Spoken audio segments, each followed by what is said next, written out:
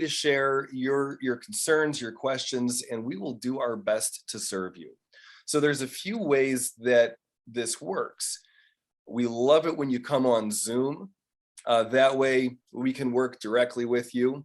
And if that's not a possibility, if you're, traveling or at work, taking a lunch break and you were just able to join in over LinkedIn, you can type your questions into the comments section, into the messaging section, and Jane Coletto will get those to her and we'll do our best to get to your questions. So we are here at noon, so we are going to get rolling soon. Welcome everybody. Welcome Mike S. I'm wondering if that's Mike Sherrick. Great to have you here. And could we please enable closed captioning? Bray, I don't know about that yet, but we're gonna figure that out. Oh, Mike Simonson. Welcome, Mike Simonson. Good to have you here. Bray, could you come off mute and let us know what you mean by that? Yeah, so when you're using Zoom, the only way to access closed captioning is if the host enables it in the settings. Oh, what the and closed captioning does what? It's the subtitles at the bottom so that I'm not just totally reading lips. It kind of helps me get a little better context. Oh, cool. So I can do that if I go into the Zoom settings? Yeah, whoever the host is has the access to enable it. I don't know why it's not just automatically available like it is in Google Meets or whatever, but I think maybe just because it's a newer feature to Zoom, but it's just only available to the host. Okay, perfect. I think that's me. And so you're saying if I go into settings in general, and yeah, can you I believe walk me so. through it? I have usually done most of my meetings in Meet, so I've only Okay. had people tell me that it's available, but it's probably in like an accessibility menu, if I had to guess. Well, That's Bray, most what of them we'll are. do is we will get this set up for next week. I really appreciate this. I love the idea. So thank you for asking for it. Yeah, absolutely. Just makes it a little bit easier for those of us who aren't quite as well hearing as others. Absolutely. Well, Bray, thank you so much for joining in today. James, welcome. Maura, welcome. So for everybody who's just joining in, this is Career Lab Wednesday. We're here every Wednesday, noon to 1 p.m. Central Time, and we are here to serve you any questions that you have in your career. We want to make sure that you are doing the best that you can be doing there, and I'll say a little bit about our approach to career coaching, which is that we see your career as a vessel for you to become who you can be, for you to be the most satisfied you can be. I was so pleased a few weeks ago when somebody who's been joining into this Career Lab for a month and a half went from, oh no, I need a job, I don't know what to do, I don't know how to talk about how I left the last company during COVID, and was in a lot of turmoil and upset. And over the course of 4 or 5 of these career meetings got to, oh my goodness, I am now having so many interviews with so many people. I'm getting lots of offers. I'm even pushing the offer that I want, having them get back to me quicker. And he checked in and said, this is the first time in my life where I am so excited about this next opportunity. And that's what we want. We want your career to be something that's serving you. So it's a huge, it's for a lot of folks, it's a big shift, a big mindset shift to be going into the next opportunity as like, oh, I'm really testing this out to see if this is great for me. And that kind of energy when you can dig in with people like that is way more attractive, gets better results, and you have a lot more fun in it. So that's what we're about here, is you getting paid to play. And with all of this set up, I want to introduce our special guest today, Conor McCann. Conor, you and I have known each other for, my goodness, is it 10 years or so? It's right about that. Boy, I can't, it's been a fast 10 years being your friend, George. Here, here. And I'm just so pleased to have you, because it was a couple weeks ago where one of our guests, Anthony, and a few other folks were asking a lot of questions about how to work with their recruiter. And I was thinking about you during that. And so I reached out to you. Hello, Cynthia. Good to have you.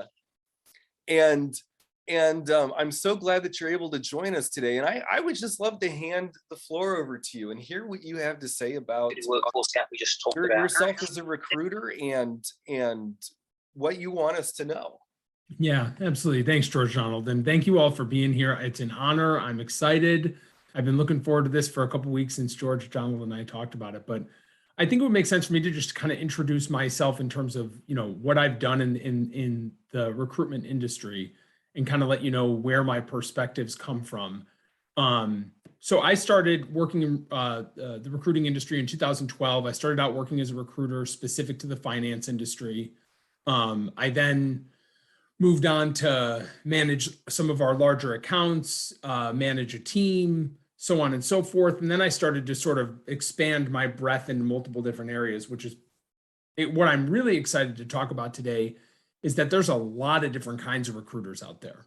And there's a lot of different focuses that they have. And and the reason I know that is because I've worked as one in so many different capacities. So recruiters can be focused on industries, they can be focused on the type of role, they can be focused on a specific type of contract, even part-time, full-time, search, remote work, you name it. There's really so many different things that recruiters focus on. And what I found in my time working in recruitment is that so many people who are looking for work, candidates, potential candidates, referrals, they just don't know because recruiters don't do a great job all the time of educating their candidates on what they're actually doing. So I'm here today to kind of fill in some of the gaps around that because there really are so many different kinds of recruiters out there. So I'd love to just kind of dive in a little bit and just sort of start sharing. And if anyone have questions, I can answer them as they come through, George Donald, or people interrupt me, please. I would love this conversation. Yeah, absolutely. So to say a little bit more about that. So this is a very open group. Feel free to talk over one another, jump in, type your questions into the Zoom chat if you have some. If you're not able to join in on this Zoom meeting, you can put your questions into the comment section and Jane Coletta will get those over to us. So, but absolutely, any questions that you have, and by the way, it doesn't have to be about recruiting. Any career-related questions you have, we're here to serve you. Yeah, absolutely. And that's my favorite part of the industry, by the way, is supporting people to make their best choice in their career.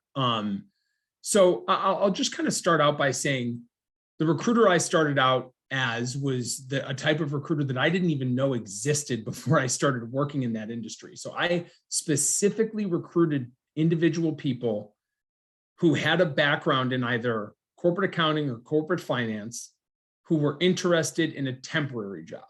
Now, a temporary job can mean a lot of different things. Oh, thank you, Bray. Those are the instructions for the closed caption. A temporary job can mean a lot of different things.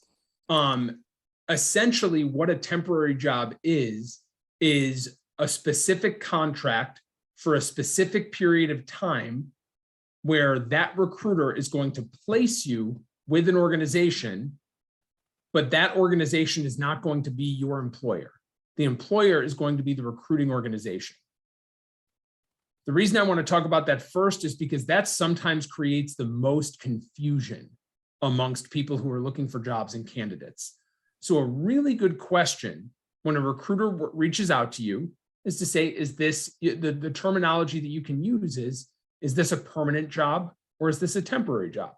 Really straightforward. Or you can say, what type of employment engagement am I going to be engaged in? Is this going to be a W-2? Is this going to be a 1099? I can answer more questions about those two things because those are more so accounting terms. But yeah, those are essentially the questions you want to ask when you're being presented with a job from a recruiter. So the reason I bring that up is because you're also going to learn a lot about that recruiter and their business and what they're actually trying to do when you start asking questions like that. So for example, a recruiter who's trying to recruit you for a temporary job is probably going to be working a lot faster. They're probably going to have a little bit more control over the process. There may not even be an interview involved. with the customer. Those are all things, or I should say with the client, that's their client, the recruiter's client, with the company that you would effectively be working for. Those are all things to expect when it comes to a temporary or contract job. Sometimes it can feel a little bit like you're being pushed into something or forced into something. Please, let your recruiter know that. Ask them to slow down. There's nothing wrong with that.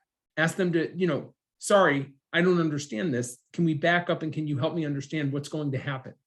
Can you back up and help me understand what this company has actually asked you to do for them as a recruiter? Help me get what's trying to be achieved here. And then as things make you feel comfortable, tell the recruiter that. As things make you feel uncomfortable, tell the recruiter that. It's their job to make you comfortable, but also to tell you the truth. And oftentimes recruiters won't tell you the truth unless you're asking the right question. It's not that they're telling you something that's untrue. It's that they may be omitting information because they aren't sure what's applicable or pertinent to you. That's great to know. Yeah. And then, so the other vernacular I just want to call out really quickly, temporary is a similar word for contract, which is a similar word for temp. Those are all some of the same engagements. The difference between the opposite of that, I should say, would be a direct hire or permanent placement opportunity. That's where a recruiter is trying to match you up with a company that wants to hire you as their full-time employee on their payroll with their benefits. That's the vernacular difference there. And oftentimes that recruiter will be moving slower. They'll want to build a relationship with you. They'll want to understand what you want as an individual, what you're looking for. They're going to spend a little bit more time with you, and it'll be a little bit more of a consultative process. It'll also take longer to get the job for the most part. Direct hire placements tend to take, 50 to 100% longer than temporary placements for the most part. Cool. Go ahead. Well, Conor, thank you. Thanks for that information. And I'm seeing James's question here about why would somebody consult the services of a recruiter? James, are you available to come off mute? Perhaps not. You may be at work. Hello. Hey, James. Can you tell us a little bit more? I'm really not familiar with recruiters. I mean, I've worked at temp agencies. I've heard of headhunters, and I'm looking for myself because I'm looking for employment. And I also know that I could also go to careerbuilder.com and find jobs. So why would I want to work with a recruiter? Or when is a recruiter a better for me, a better option or a considerable option versus not? It's a great question. GD, is it okay if I take that one? Yeah, please do. Great. So I don't know the answer to this one. So let me start. James, I really appreciate the question because it's opening up a lot of what I was excited to talk about today. So the first thing I want to talk about, and this is backing up a couple levels before diving into your question exactly, James, but the first thing I want to call out is anyone looking for a job right now is in a really, really, really good position because you are an extremely valuable commodity as an individual in the US market looking for a job. There are far more jobs than there are qualified people today. So the supply and demand curve, whatever the negotiation tactics, however you want to think about it, are in your favor as someone looking for a job. So that's the first thing I want to call out. So James, your method, your approach to the marketplace is fine. There's going to be a ton of jobs for you to pick from. Sometimes recruiters can help you filter through when there's a ton of options, but all that to say, you have a ton of options and you could never seek the services of a recruiter and be perfectly fine. That said, sometimes you will be applying for jobs that you may not even know are being worked by a recruiter. So let me talk about that a little bit. So while there are several different types of I'll call them agency recruiters, which is what I was describing before. Someone recruiting for a temporary job, someone recruiting for a direct hire job. Those are what I would call agency or external recruiters, recruiters that work for a recruiting firm, not directly for a company that's hiring people. So for example, I started my career with a Chicago local staffing firm called Advanced Resources. They're still around. They're a great organization. I recruited folks like you, James, to work at Advanced Resources clients. And if it were a temporary job, you would be on our payroll. If it were a permanent job, you would be on the client's payroll. But it was essentially our job to find you and match you up with the company that makes sense for you and for them. Where recruiters can be helpful, James, is if you're struggling to find a job that you like. For example, if you've been applying for a lot of jobs, you get phone calls or interviews and they're not paying enough, or they're not in the right location for you, or it's not the right industry, or the job isn't exactly right for you. And you're getting frustrated because your own search efforts are becoming a little bit challenging. Sometimes it's helpful to reach out to a recruiter to have them help you and have them narrow down the options for you, especially in this marketplace where you have a lot of options. That's the first thing I'll call out. The second thing I'll call out is, like I said initially, sometimes you'll be working with a recruiter and you don't even know it. So when you go on to something like Career Builder, what you'll find as an applicant on something like Career Builder or even Indeed, I'm not sure if Monster still has this filter available, but with all of those sites, you can actually deselect staffing firm jobs from your search criteria. So that'll give you a sense of which jobs are posted on places like Career Builder and Indeed to determine if they're being worked by an agency, whereby an Advanced Resources type organization who would be placing you with one of their clients, or directly with an organization. You can actually toggle those differences in those applications to see the difference. Because sometimes there are agencies that will actually post jobs on the internet. Say, for example, we're here talking with GD, who I know works at the Wright Foundation. So if I were working at an agency and I was contracted with the Wright Foundation to help them find someone, I may post a job that says Wright Foundation job, but it loops you to my email address. I don't work at the Wright Foundation. I'm a recruiter that the Wright Foundation has hired. That's where you may be working with a recruiter and you don't know it until you get with them live on the phone or on a Zoom call or something like that. So let me just pause there, James. Am I answering your question? Yes. Okay, good. This is fantastic, Conor. Okay, good. Thank you.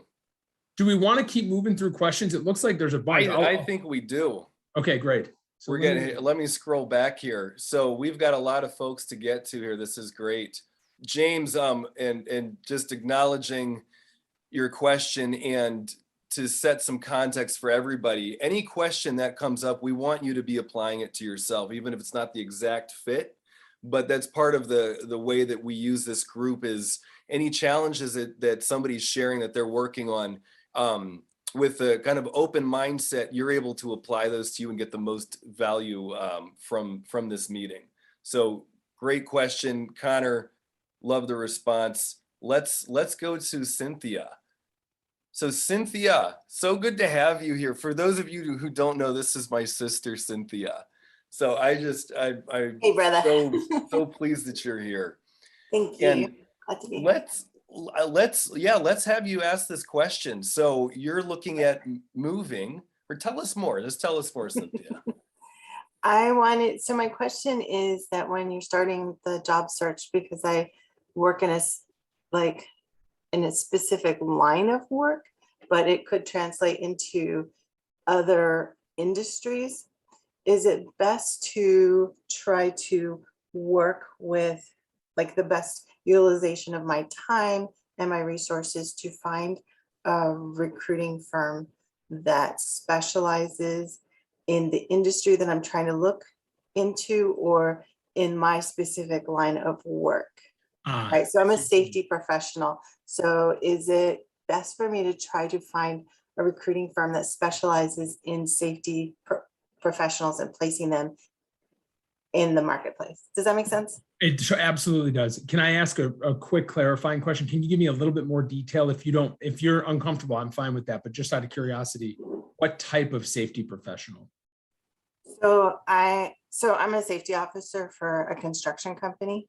Got it. Okay. And so I know like my area, but if I wanted to move outside of that, if I wanted to open up like the geographic area that I'm looking, and because I'm not familiar with like the marketplace in another state or in another country, like is it best to work with a recruiter that specializes in placing safety professionals? Absolutely. I love the question. And so my short answer is yes.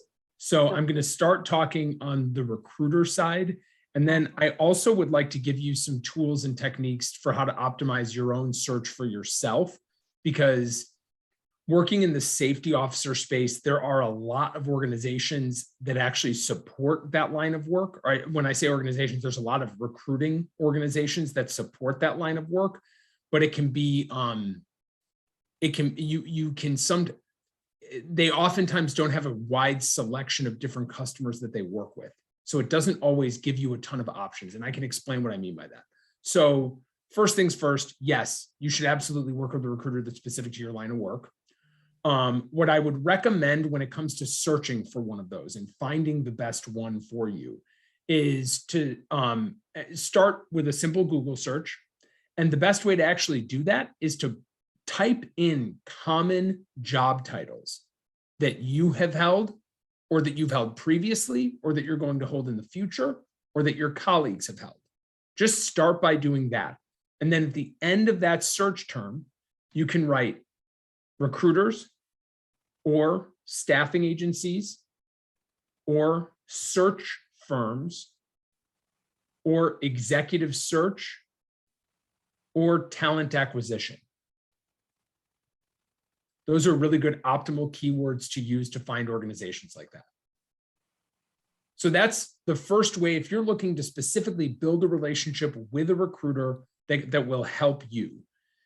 Let me go one step further with that. It often makes sense to work with a few, not just one. It also often makes sense to not work with too many. So I usually recommend starting with 2 or 3 and seeing what that's like for you.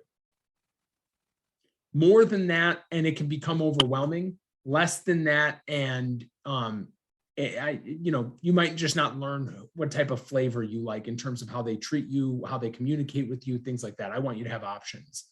And quite frankly, you get to dictate your own story again, because we're in a massive talent shortage today. So I want you to have as many people to talk to and as many options as possible. So that's the first thing when it comes to working with a recruiter like that. Now, when you're initiating the relationship with a recruiter, I love this question because many folks don't often do this, and it's really proactive and it's helpful. Have a list of questions that you'd like to ask them when you start working with them. Some of the things that we often jump to, and this goes for all of us, is we start to think, well, how are you going to help me? It'll sometimes help you to actually understand a little bit of their business motivations first. So you're going to want to understand, what types of customers do you work with? What are those customers hiring you to do? What do those customers expect of you as their recruiter? What's a really ideal candidate for you? When someone reaches out to you or sends you their resume and you get really excited, what does that resume look like and why? Why does that get you excited? And you can actually start discerning if you're a fit with them. My goodness, this is great. Yeah, good. This is fantastic. And then, so I think, did I answer your question on that piece? Because I want to add just a couple more things in when it comes to your own job search that I can help with. But before I go there, does that help? It does. Thank you. I just want to clarify that it doesn't necessarily matter where they're located versus where I'm located. Like they don't necessarily need to be in the area that I'm looking to go to. Is that right? It totally depends. And I wish that I had a better answer for you than that. Like some recruiters are just for that area, but some are national, right? And have national. You got it. You're exactly right. And what makes yours historically, so pre-COVID, your role, it would actually be pretty easy for you to figure out where your recruiter recruited for jobs. it would be actually really straightforward and simple. Since COVID, that's been blended enormously. Even though your job is a physical on-site one for the most part, it's become far more convoluted for folks to be able to figure that out via the internet. So that might actually be your first thing to say when you're contacting recruiters is, here are my physical location requirements. And then here's how far I'm willing to spend in my car going to work every day. Or however you would commute to your job. You can just say that out loud. And people always say I'm willing to do a 20 or 30 mile radius from my office. Don't say that. Just say, here's how long I'm willing to spend in the car going to work in the morning or at the beginning of my shift. Yeah, because the 20 to 30 mile radius in Chicago. Could be 10, it could be 20 minutes, could be 2 hours and 20 minutes. Who knows? Yep. Yeah. So Oh, this Here is in Seattle. fantastic, Conor. yeah, exactly. Yeah. Well, and then so Cynthia, sorry, I was just going to go one step further. When it comes to you searching for jobs on the internet, using different job boards, using different posting, organizations, mess around with a lot of the different checkbox search toggles that they have so that you can refine your search better. But the number one thing I always say is, when you think about your job title, try and think about your job title and job titles that are really similar to yours, both up, down, and to the side when it comes to an organization. So if you're historically a manager and the next level up is a director or a vice president, include those in your search terms. Also include down, include supervisor, include team lead, include shift supervisor. When you go to the side, yours might be safety officer. You might say, I don't know. I can't think of them organizationally right now for safety officers, but you can go to the side. You can even, potentially write security officer or peace officer or whatever the case may be across those. You could also use municipal titles. You're going to want to cast a really wide net from a job titles perspective and from a skills perspective, because oftentimes those search engines and those job boards will actually, they'll be too smart for their own good. If you let them do too much of the thinking, they'll pull options that would be a good fit for you. Cool. Okay, good. That's great. Cynthia, any follow-up questions, or are we good for now? Okay, sweet. Great question. And I'm learning so much here. So this is fantastic. And we're getting more questions. And so I got to scroll back for a little bit here and see about this next one, which one we're going to get to. Well, one thing I wanted to just mention here is Steve's comment, who's viewing in, I believe, through LinkedIn Live, so it's not on this Zoom, around recruiters helping with interviews. Conor, what can you say about that? Yeah, it's a great question. I did it with every single person I ever worked with for a customer. In the beginning of my career, I was okay at it. I got better over time. Oftentimes, I want to give you the keys to success, to being successful in that interview. And what I also found is when I would, if he and I were working together on finding him a new opportunity, or Cynthia, I'll use you as an example, Cynthia, if we were working together to find a safety officer position for you, and I found a great job, you and I talked about it, it was a good fit, and we're going through a 30-minute coaching session prior to your interview, that's a really good conversation for Cynthia to determine if the job is a fit for her still. You're constantly determining if that job is a fit. And if I'm coaching you to respond to an answer in a specific way and it doesn't align with your experience or your values or anything like that, that's a big red flag, And I shouldn't say it's a red flag, it's probably more like a yellow flag, because it's an opportunity for you to ask more questions of your recruiter. So those coaching sessions can be really, really helpful. Yeah, let me just pause there. Do we think that answers Steve's question, George? I think so. I think that's good, because we've got more stuff coming in. Bray, your question, does using a recruiter typically cost money? How much? Great question. Every organization I've ever worked with has never charged we refer to the relationship as the candidate relationship. So I never charge money to the candidate. That said, there are organizations that do that. So let's talk about that quickly. So, the first thought I had when I started working in the recruiting industry is, how do we make money? And why does this benefit our clients, and why does this benefit our candidates? So I'll start by saying I've worked in historical jobs, like I said, where I don't charge the candidate anything. We make money that the recruiter did or does, or I did when I worked in that specific type of role. I made money because my client paid extra for my services. So let me explain exactly what that math looks like, because oftentimes recruiters aren't willing to share this all the time, but it's important that you know. So we'll start with a direct hire position, or a search position, or a permanent position, like what we had talked about. So, if I'm working, I'll use James this time. If I'm working with James, I'm finding him a job, and I find him a great job. He goes through the interviews, he's doing great.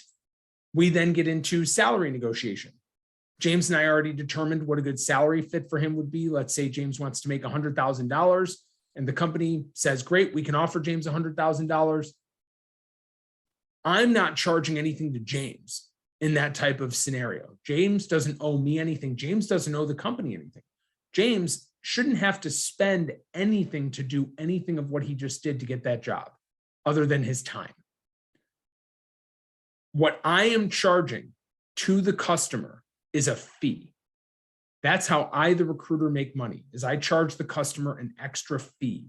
Most times recruiting fees can range anywhere between, usually it's as a form of percentage, so between 15 to 30% of the individual candidate's salary is what I charge to the customer, and they pay me once that individual candidate begins working. So that's important to share. From a contract perspective, it's a similar process, but a little bit different. So that recruiter is incentivized to make that match work. That's what they are incentivized to do, is to create that match for both you, the candidate, and you, the client. There's a lot of alignment there, but you as the candidate can never, ever forget that they are motivated to make that match work. So that's something to just, as we're thinking about that, you're probably wondering, well, what do you mean by that? Well, as a money-motivated recruiter individual, I really want you to take the job. That's the job that I've got for you. I might be willing to say and encourage you to take the job because it means a lot for me. Keep that in mind and be your own advocate. There's nothing wrong with the recruiter being incentivized that way. It's okay. We want them incentivized because that helped us get started. But over time, you're going to have to be a stronger and stronger advocate for yourself and make sure that you're making the best decision for you. Because if you're working with a great recruiter, they'll do the same. They'll be an advocate for you as well. But not all recruiters are great. And there are some people who don't always think of you that way. So I just like to caution that detail out there, because I've seen a lot of recruiters who don't always keep the candidate's best interest in mind, and it can be really challenging. Thank you, Conor. That tees up a bunch of stuff. As I've worked with people in their careers and transitioning, I've coached people into how to use a recruiter better, just in terms of, helping an individual find what matters to them more. A lot of times people are kind of lost and don't really know what they want, don't really know what their gifts are. And I think that one of the beautiful things I've seen in this process of career development, transitioning, etc., is that people, if done with intention and that purpose to learn more about myself in the process, I've seen amazing things happen where over the course of a few months, somebody goes from being like, man, getting laid off from COVID was the best thing that ever happened to me, because I really got to know myself and know what my gifts are and know how to navigate negotiations. I didn't have those skills before. And so some of what you're sharing there is making me think of that. And I imagine that some recruiters, like you're saying, are fantastic and have that kind of that care and perhaps social and emotional intelligence to work with somebody else and help them realize their potential. And that may be something that comes naturally or something that develops over time. But Yeah. I think that's so maybe and I'm seeing that we're in this place in this country where we've got so many job openings, so many people out of work, and it's all kind of like everybody's missing each other. And so recruiters can really help the sync happen and help create a bunch of win-win possibilities, as opposed to, you know, kind of the scattering that we're seeing a lot of. I totally, and I'm just going to comment on that quickly, George Donald, because one of the first things you said that I think is one of the hardest things to do as a job seeker is really defining yourself. You know, as a job seeker, you know, who am I in the context of the employer-employee marketplace? How do I help businesses? How do I create value? It's really challenging to describe. And actually, that's what I encourage a lot of folks when I worked as a recruiter. And I would have a first conversation with them, and oftentimes they sort of shared, I don't know what I want, I don't know what I'm good at, so on and so forth. And I would ask a few very, very simple questions that were very challenging to answer in the moment. So oftentimes it takes asking ourselves some of those, you know, intelligent questions and coming up with answers to those questions that allows us to actually define ourselves more clearly as a potential employee. So here's some of those questions. Describe the actual jobs that I have done before that I have really liked in 6 sentences or less. So on my resume, I've got, you know, 4 jobs prior to the one I'm in right now. Let's say I liked the third one the best. I would write out what was that job in 6 sentences or less. That's just a really good starting point. The next question, what's my ideal job? What would I really, really like to do? So you see, I'm building a little bit of a story for us here. And George, you might recognize this. This is a little bit of ISAP type work. Mm-hmm. So what I've done is I've created I can do this. I've done this historically. I did great. This is what that was. Now, here's what I'd like to do. And then you can start to actually build out a job that's a good fit for you based on some of the gaps that may exist. So for example, if I worked as a recruiter and I recruited safety officers and I did a great job finding jobs for safety officers that made the safety officers happy, that made the clients happy, so on and so forth. The job I want is I want to run an entire regional business of recruiters who recruit safety officers. I've never done that before. The middle point might be starting to manage a team of recruiters that recruit safety officers, or manage an office of people that recruit safety officers, or manage a division or something like that. You can start to build a bridge point. The next thing I want to ask, or I just want to put out there quickly, is a really helpful question to ask yourself. What are the positive results I've created for the companies I've worked for historically? And you, again, try and make those as brief as possible. So Conor, I want to jump in with something here that I think is so important, because I think a lot of people don't look at what the potential is and what they really want, where they might really want to go, because it's sort of like, well, I don't know for sure. But so it's a skill, learning to vision and let ourselves go into what we, you know, kind of scares us and excites us. Some of us do that naturally. Most of the percentages, I don't know, have the exact percentages, but most of us don't do that well. And so what you just teed up is huge, because if I'm going into a interview at a company and I have that kind of vision of, I think this is a company where I could learn and grow and develop, here's where I'm at, and I don't have all these skills, fine. But if I'm able to communicate that to them, I'm so attractive, because companies are looking for talent that can learn and develop. Especially, we're going less and less on the assembly line.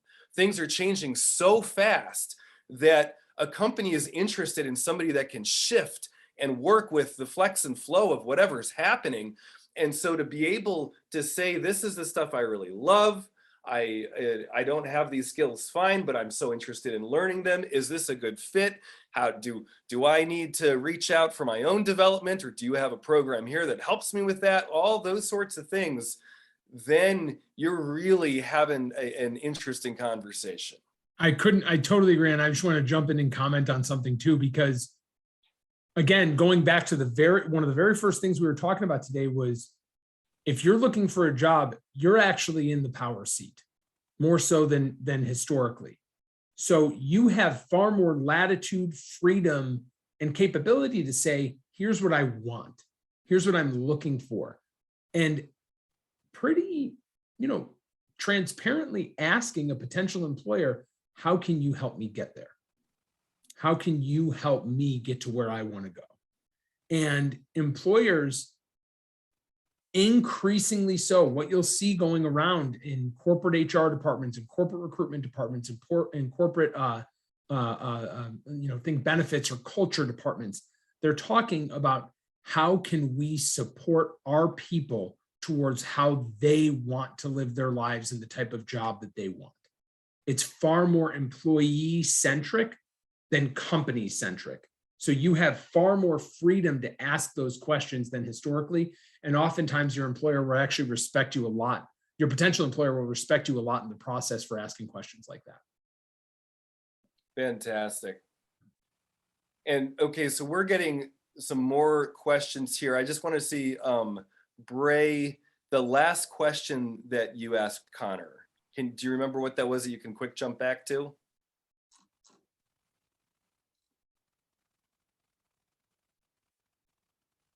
Repeat that last question. Last question that you posed to people. Oh, yes. Oh gosh. The last question that I posed to people. Oh, what are the I think this is right, Bray. Give me a thumbs up if it is, if it's the correct question you were thinking of, Bray. What are the positive results you've created for companies that you've worked for in the past?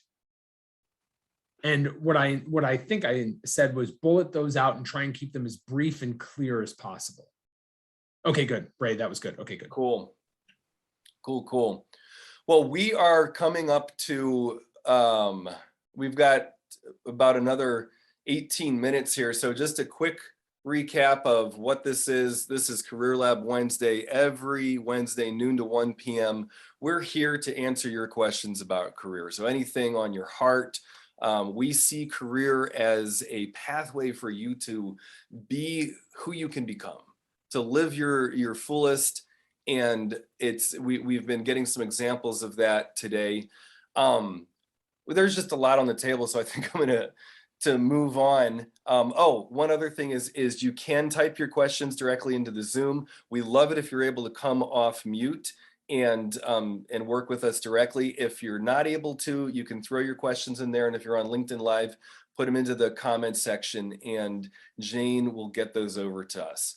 So I'm wanting to circle back to Mike's question about the best place to find recruiters. And Mike, you say that you have an uncanny knack to find dead-end survival jobs. Are you able to come off mute, Mike, and let us know a little? Oh, shoot, you're not on the Zoom anymore. No, there he is. I am on Zoom. Yeah, I'm here. Oh, there you are. Great. Hey, can you here. say a little more? Yeah. So I do have this uncanny ability to find these awesome survival jobs, which is great. Considering I'm an MBA and I've worked at anything from a $13 an hour plastic company, doing some menial work to warehouse work, to my passion job in the summer where I'm a skydiving instructor. So, but yeah, I never can really find anything that's not only satisfying financially, but mentally, and provides growth. So I've run into this issue constantly. So I'm doing obviously something wrong. But yeah. No, I'm really glad you brought it up, Mike, and I love the skydiving picture on your default for Zoom. It's so cool. Well, and so Mike, maybe it might require a little bit more of a conversation between you and I, but I can just kind of start. I don't know if we're going to resolve it here on this meeting, but I'd love to just kind of tell you where I would start in supporting you in your search and see where we go. So where I would typically start, Mike, is I would, again, do the exercise that we had talked about initially. So what's a job that you've done in the past that you've really liked and been good at? What's a job that you would really, really like to do ideally? And then bridging the gap. I think that would be helpful to begin with. I also think if a lot of the work you've been doing recently may not apply to the type of job that you're looking for, they may be in different industries, they may be totally different skill sets, whatever the case may be, you're going to want to take skills that you've been trained in either through your education or through your own tools and techniques, and you're going to want to try and categorize those skills into just a very select, easy to understand group. So for example, a friend of mine, he's a classically trained chemical engineer who has taught himself a lot about micro and macroeconomics. And he does a lot of reading. That's his favorite thing to read about, such that now he's looking for a new job outside of chemical engineering, and he wants to go and work for a financial firm. And he didn't get classic education in finance. So he and I have been working together to try and summarize how he has gained his economics information, his education, his self-education, to create a compelling profile that folks like that would be interested in. So it's really a game of you trying to discern your own skills that you've either gotten through education or through your own techniques that you can categorize very, very simply and plainly that are quote unquote marketable skills. So I want to talk just really quickly about marketable skills and marketable concepts, because it's really important, especially in your scenario, Mike. So one of the recruitment jobs I worked in for about 8 or 9 months was I specifically worked with candidates that were in life transition. So what does that mean? Oftentimes it was people who exited the workforce for a period of time during years when they would normally be a contributing member of the workforce, and they're re-entering. So they may have a gap on their resume that could be 2 years, could be 10 years, could be 20 years. And I'm helping them reintegrate into the workforce. Could be folks like you, Mike, where you might be looking for a job different than what you've been doing historically. And maybe it's been several years since you've been doing work like what you're looking to do. In any case, I help people create that narrative while also constantly honing in on really marketable skills. So marketable skills are, if you can name, today we're in an increasingly technological world. If you can name a software that you know really well that you've worked with, no shame in writing the Microsoft suite. If you know Word, if you know PowerPoint, if you know Excel. I know it sounds trite to name those. People look for those. Employers look for those. Name them. If you know how to operate Google functions, for example, Gmail, Gcalendar, Google Docs, Google Sheets, put that on your resume. It helps to let people know that you're staying current in the world of technology, which is increasingly important by employers today. If you have any other skills, list all of them and then try and categorize them into the most marketable skills. Marketable skills are ones that you see listed on job postings all the time. Those are the ones that you can kind of hone in on. So let me just pause really quickly. There's more I can share, Mike, but am I barking up the right tree? Am I providing you with value with this answer? Yeah. I mean, I understand. I understand most of that. I do have a pretty eclectic skill set though, too, just because I have a wide interest in things. Everything from like the Adobe suite to information security systems, different operating systems, and such as well. And I'm pretty proficient with like OSINT. So, but yeah, I totally get it. I do have. I understand everything you're saying, but yeah, it's great. Yeah, and I think, Mike, knowing that you just listed off a couple of what I would consider to be more advanced than novice type technology skills, I would really, encourage you to try and cross-check job postings that match something that you'd like to do, and try and back into the skills that they require for those jobs. So what I mean by that is, let's say you identified an IT manager position, or perhaps a technology assistant position, or a technology analyst, or something like that. You might want to look at what some of those jobs require, find out which skills you have that those jobs do require, and then just as well, find out the skills that you don't have that those jobs may require. And they could be skills listed, they could be experience listed, They could be all these things, so that when you go to apply for those jobs, you can actually proactively address some of the concerns they may have with respect to your profile and some of the gaps that you may have in your resume. And people really, really appreciate that, specifically recruiters. All right, thanks. Sweet. Mike, thanks for the question. Connor, great information. And we are coming up with about 10 minutes left here, and there's more questions coming in. So how about this? Robin, I'd like to get your question in, and then James, maybe we can circle back to you if you're able to come back on camera. It looks like there's a lot of questions you have. But Robin wants to know about, what do in-house recruiters look for in applicants? Hey, Robin, are you able to share with us? Yeah, I am just starting my whole visioning of what I can and cannot do and what the possibilities are. And I'm finding that the jobs that I really want, I have most of the skills, but not all. And if I were seeking an outside recruiter, I could have the conversation and have them go, oh yeah, I can see how you would be a fit for this job. But when I'm applying for places with like internal recruiters, I don't know how to get to that conversation to let them know, like, I can do that job. It's a great question. And please interrupt me if you've done some of this already and we can sort of navigate, because there's a lot of different, you know what I mean, Robin? There's kind of like a first things that you can try, and then if they don't work, a second things you can try, and then if those don't work, a third thing. So interrupt me if you've tried any of these. But when it comes to working with an internal recruiter, I always recommend proactively over communicating. The reason I say that, because internal recruiters, they have a lot of pressure that they're dealing with. They have a lot of timeliness that they're dealing with. And oftentimes they're given more jobs than they can actually handle at a time. So for example, I also worked in HR consulting, where we would actually go in and work with organizations, talent acquisition departments, to understand how they could be more efficient and how they could actually provide a better candidate experience. We were essentially a candidate experience consultancy. So what we found is that some of these internal recruiters were responsible for recruiting for anywhere between 50 and 200 jobs at a time. That's insane. That's a lot, and that's too much that they can handle.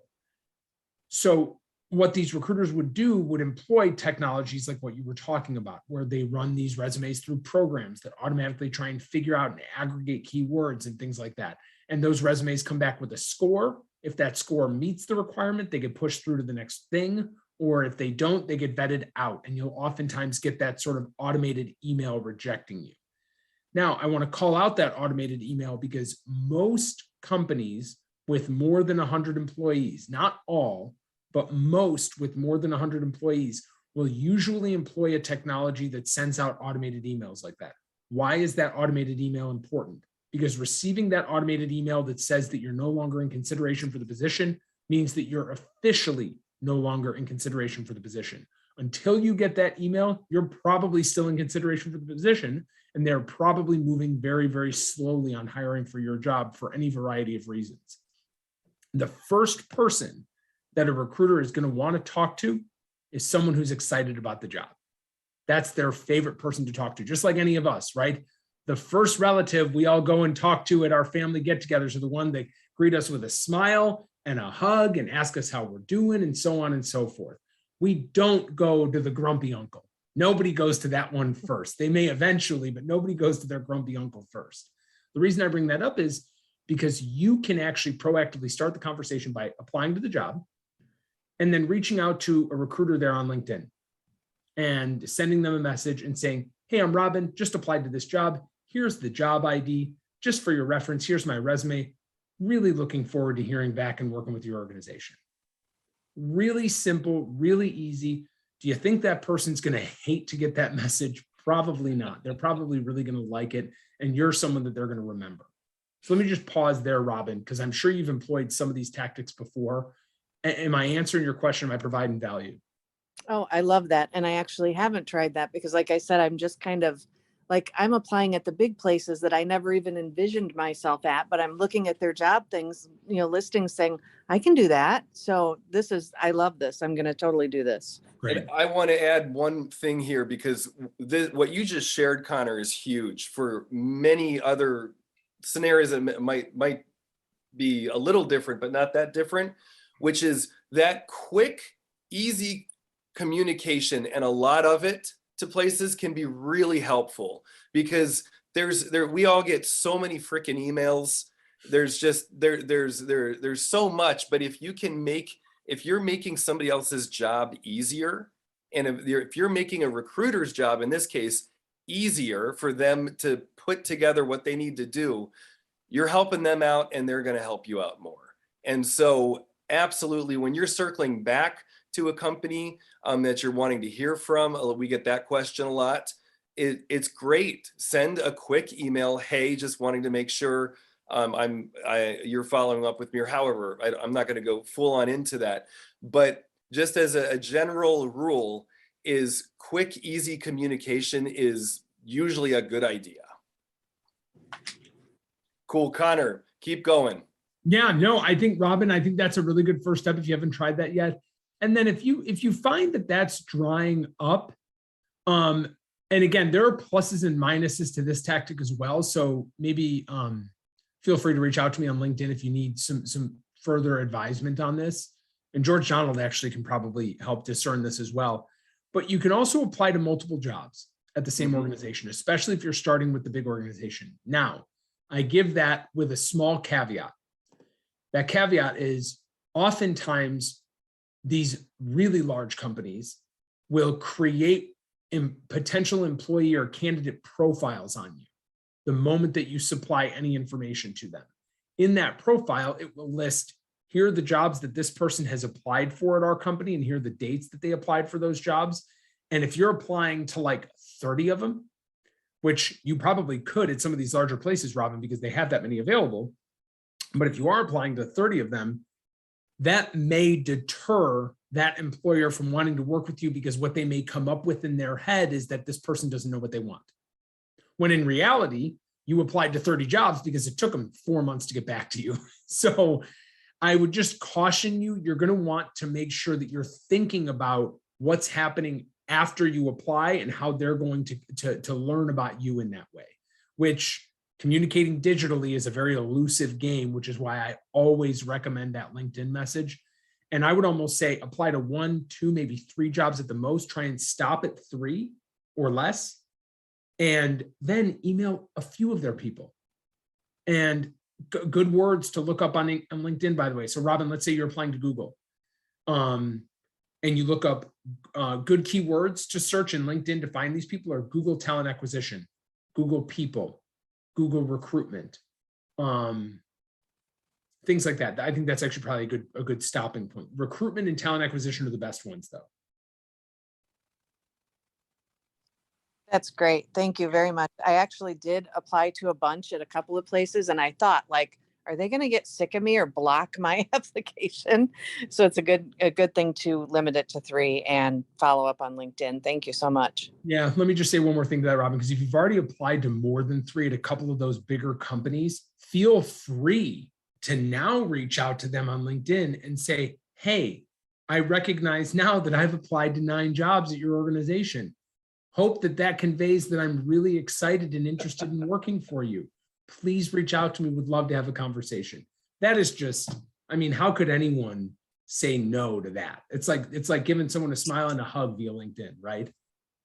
Exactly. That's great. I'm going to do that. Good. Totally. Thank you so much. Sure thing. Awesome. Well, James, there's a lot that you've teed up. I think we have about a minute. And James, I think you and I and perhaps Connor will have to continue this conversation at a later time. And also Tyrone, I'm seeing what you're sharing here, so we'll have to check back in with you as well. But James, are you available just to come on for a minute? Certainly. Okay. So you've got a lot of questions going on. what kind of prospects really impress you, and how do I get the most out of a recruiter? Because you're looking at next opportunities, and it sounds like you're also not really sure what is a great fit and what you want. That's true. Okay. So I think, James, we do this video will be available.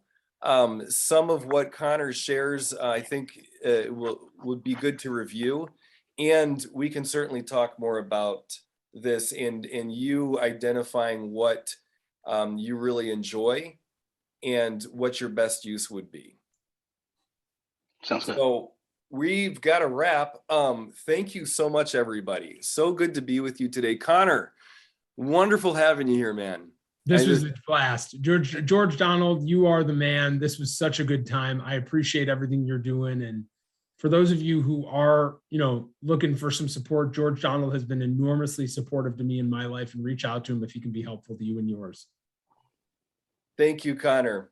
Sweet. Thank you. And yes, thank you, Robin. Oh, yes. And I hope that we'll have you back soon, Conor. It's been great. I've been fascinated. I mean, just getting some of the intricacies in this. So thank you so much. And of course, you can connect with us both on LinkedIn. And there's some links that we're sharing about some upcoming events. We'll make sure to get those into LinkedIn. Blessings, everybody. So good to be with you. Onward. And next week, we'll see you here. Take care.